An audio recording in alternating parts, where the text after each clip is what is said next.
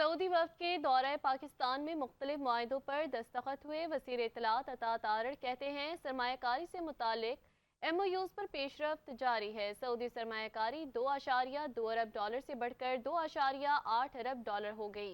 वज़ीर आज़म की वली अहद मोहम्मद बिन सलमान से खुशगवार माहौल में गुफ्तगू हुई। दौरा सऊदी अरब में पाकिस्तान ने इसराइली मज़ालिम पर बात की है।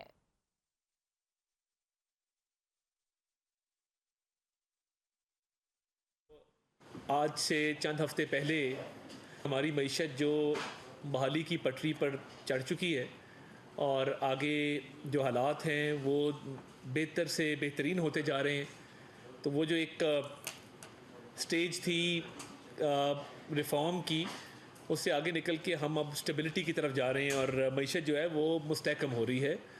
इस हवाले से मैं समझता हूँ कि जो सऊदी अरब में बड़ी ही सूदमंद मीटिंग्स हुई और उसमें जो आज से चंद हफ्ते पहले उनके वज़ीर सरमायाकारी खालिद अल फाले यहाँ आए थे और यहाँ पे आपको याद होगा कि 27 MOU साइन हुए जिनकी मालियत जो है वो 2.2 अरब डॉलर की थी।